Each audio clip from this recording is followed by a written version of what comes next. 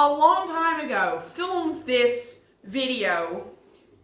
You know, I had this whole setup. I made like a post-apocalyptic like wasteland of trash. I made like a whole set. I had like a hot plate set up. I was wearing a cobbled together raider outfit with my like Doc Marten boots and my like utility belt and this cute dress that had like radioactivity symbols on it. I did like, I got a fucking emu egg to stand in for the Deathclaw egg, just for the purposes of this video. But the thing is, I filmed it, sitting down, crisscross applesauce in front of my hot plate, and the skirt of the dress that I had on was very short, and I was not wearing any like lycra shorts underneath. I had like bright pink knickers on. So basically, the footage, when I looked back at it, was unusable because in about 80% of it, you could see my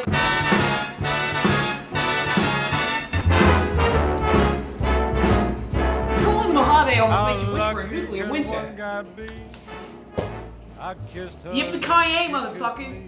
Today, I'm going to be making the Deathclaw Omelette from Fallout New Vegas. I'm going to be taking on this item of food because it is the most high-risk, low-reward quest in the entire game. The one where you have to go get that woman an egg so she can perfect her auntie's Deathclaw Omelette recipe. The fact that I have done this recipe before means that, I know what to do. This time, I'm going in a little less blind than I normally do in my cooking videos. And, the first time around, this recipe turned out pretty well, but a little bit bland. And there were some things that I thought maybe I could do that again if I tried this recipe again, do it again, to zhuzh it up a little bit. Well, guess what? The time of the zhuzhing is upon us right now. So to make the Deathclaw Omelette in Fallout New Vegas, you need the following ingredients. You need Leclerc meat, Blamco mac and cheese, a Deathclaw egg, and a crunchy mutt fruit. I don't know about you, but many of these things do not exist in the area where I live. So I had to come up with like, what do I reckon the closest real-world analogs to these would be? Because as everyone knows, Nevada is not real. For the Leclerc meat, well, a Leclerc is kind of like I have no idea what animal it's meant to be. It's kind of humanoid, but it's very like rubbery. It's kind of Creature from the Black Lagoon-esque. Fun fact, I didn't know Leclercs existed until like my approximately 150th hour of playing Fallout New Vegas. I had never seen one before. Not even in fan art. So when I got to the edge of the lake, and one of them comes up at me and starts doing its sonic yell, I thought my game was haunted. Yeah, I got no idea what kind of animal a Leclerc would be. Like, is it a mammal? Is it a fish? I have no idea. But when you look at Leclerc meat in your inventory, it comes up as a kind of crab claw looking thing. And in the game Fallout 4, the Mirelurk, which is a similar sort of thing, is a big crab. So I have a can of crab meat. Then you have the Deathclaw egg, which, I might just run out and get one of those real quick. To the town of our Frio rode a stranger one fine day. Hardly spoke to folks around him, didn't have too much to say. No one dared to ask his business, no one dared to make a slip. The stranger there among them had a big iron on his hip, big iron on his hip. It was early in the morning when he rode. Eggy. See, that was one of the usable parts of the stuff that I filmed before. Movie magic. So I'm going to go for 2 eggs instead of the this much. Crunchy mutt fruit was a little difficult because I was like, okay, so it kind of looks like a tomato. But the name, crunchy mutt fruit, if you look closely, that implies a degree of crunch. So I was like, what is red and crunchy and is a fruit? Red capsicum. Finally, the mac and cheese, which is by far the most intriguing part of this recipe to me. I have never heard of putting mac and cheese in an omelette. In the absence of Blamco, I will be using Biga. I tried Kraft Stovetop the first time I made this, but it came out really watery and bland and really contributed nothing to the party. So I figured this microwave mac and cheese is gonna be our best friend for this one because it's gonna be more concentrated, it's gonna be thicker, and it's gonna be easier to make like more or less of it. I am also going to be putting some regular, you know, shredded melting cheese like you would put in a cheese omelet.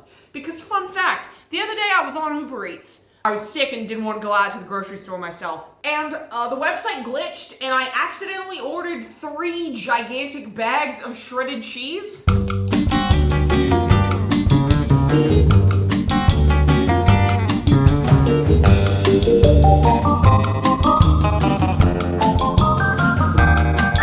See you in hell, you stupid fruit. And now, oh, that light's about to go out. Hold on a sec. The one thing about this recipe is it is actually incredibly easy because if you are using the microwave mac and cheese like I am, that capsicum chopping is basically the only prep that you have to do. Unless you've like pulled a crab up from the depths and like wrestled its meat out of its exoskeleton with your bare hands. All right. Oh wait, this is the one that's broken. Yeah, I already smelled a gas leak waiting to happen. I hate gas stoves so much. Actually, I should probably cook the macaroni and cheese first so I can just get it all in there. Ew, my lipstick.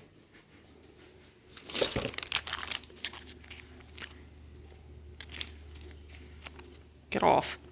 All right. Did you know why macaroni? It's all geometry and physics, really. Macaroni's tubular shape is simply ideal for soaking up thick and creamy sauces. Makes sense. 120 years of Australian heritage. Wow. That is the oldest mac and cheese I've ever heard of. Choose microwave safe bowl, pour pasta into the bowl, mix the pasta together with 170 mils of cold water. Heat your bowl of pasta in the microwave for 3 to 4 minutes. Do not cover the bowl.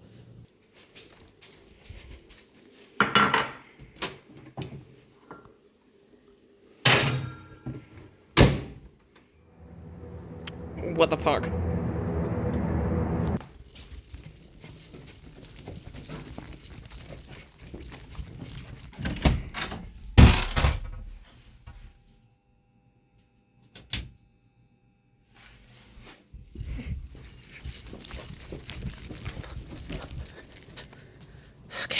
All right.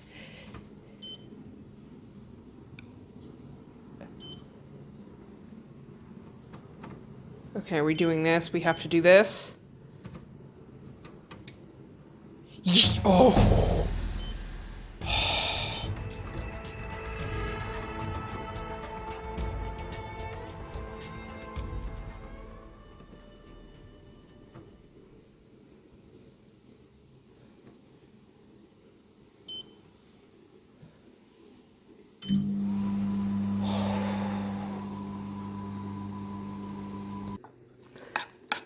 That actually smells so much better than the Kraft Mac.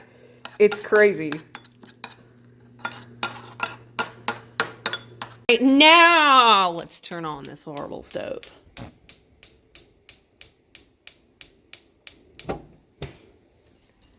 Let's just hope it stays lit. Okay, oil's looking a little bubbly in the middle there, so in goes the Deathclaw egg. That is way too much oil, holy fuck. Another omelet trick that I learned is you have to like spread around the cooked stuff.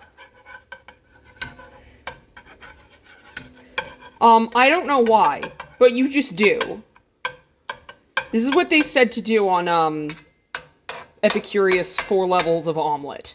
So, I trust rosemary trout implicitly. Interesting how, with all that fucking oil that I put in, it still sticks to the pan! Now I'm gonna add the crab.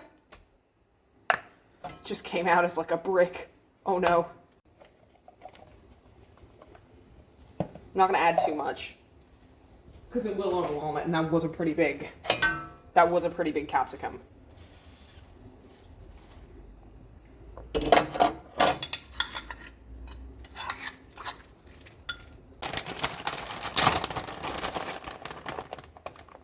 My horrendous creation. No! It won't do any- No!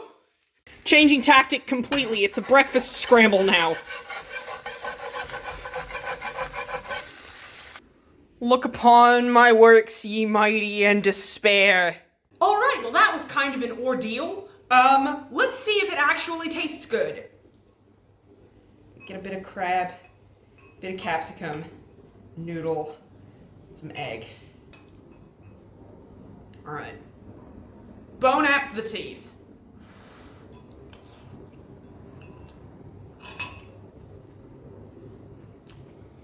That is so much better than the first time I made it. The first time I made it, I remember saying that the egg just tastes like egg. Mm-hmm. What really hits you, the egg is like incredibly fluffy as well. It's like, it's really nice. The mac and cheese brings nothing to this. Brings nothing to this party. The star of the show is the crab and the capsicum. The stars of the show are still very much the capsicum and the crab meat. Crab meat is a star. Crab meat is famous to me. You cannot go wrong with a bit of crab meat. So all in all, I think this was the cheese, you know, adds a bit of umami. Much better offering. Much better offering than the last one. So if you're gonna make this at home, number one, probably use more eggs. I don't think I used enough eggs. I am really bad at making omelets though. And maybe use a non-stick pan instead of cast iron. I think maybe cast iron is not what you use to make an omelet. Was it worth getting killed by a dust ball 9,000 times? Probably not. But it is tasty. And more never changes, am I right?